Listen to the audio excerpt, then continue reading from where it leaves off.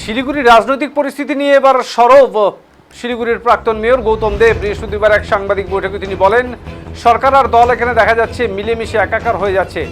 দলীয় কর্মীরা বিভিন্ন জায়গায় সরকারের ভূমিকা নিয়েছেন, প্রশাসনের ভূমিকা নিয়েছেন।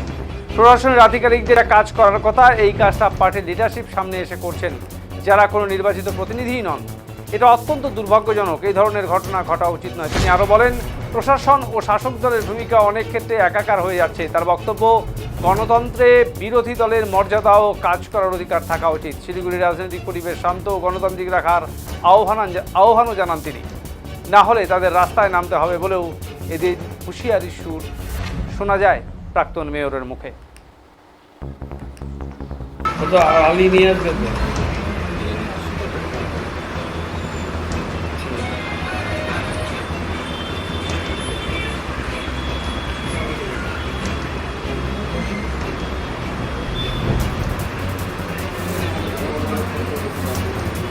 তো পোর্টালটাই কাঁপিয়ে দিচ্ছি রে। জানি ভাই, একটু মোবাইলগুলো সাইলেন্স। আজকে আমরা একটা খুবই পবিত্র দিনে রাখি বন্ধন পালন করা হচ্ছে সারা দেশে এবং আমাদের বাংলায়।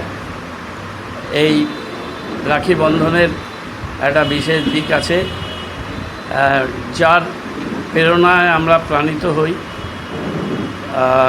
রবীন্দ্রনাথ ঠাকুর তিনি বঙ্গভঙ্গের বিরুদ্ধে রাখি বন্ধনের ডাক দিয়েছিলেন। একটা ঐতিহাসিক প্রেক্ষাপট তৈরি হয়েছিল। আজকেও সারা দেশ এবং জাতি যখন একটা সংকটের মুখে, একটা বিভাজনের মুখে, একটা দেশ হিংসা বিভাজন এর মধ্যে একটা রাষ্ট্রীয় ব্যবস্থা পরিচালিত হচ্ছে, সেই সময় আজকের দিন রাখি বন্ধন আমাদের সৌহার্দ্যিত্ব, আমাদের মিলন, আমাদের যে চিরকালীন বোনরা ভাইদের হাতে রাখি পরাবে, এবং শুধু বোনরা ভাইদের হাতে রাখি পরানোও নয়, এটার মধ্যে দিয়ে একটা সর্বাঙ্গীন মিলন এবং ঐক্যের বার্তা সূচিত করে।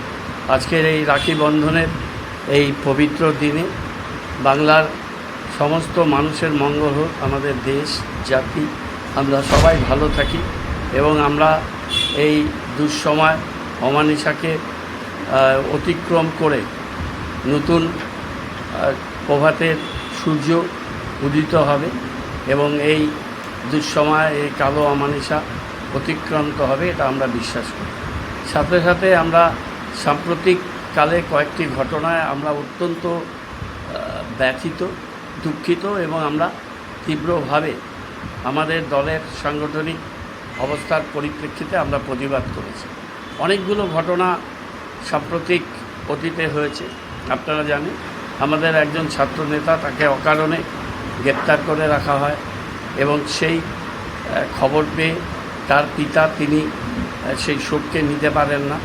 তিনি স্ট্রোকে আক্রান্ত হয়ে তার মৃত্যু হয়, সেটা আমরা জানি। এবং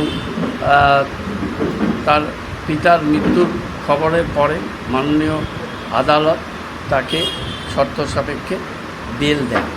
একটা ছাত্রদের ঘটনা, যে ঘটনায় সেই ছেলেটি সামগ্রিকভাবে কোনো ইনভলভ ছিল।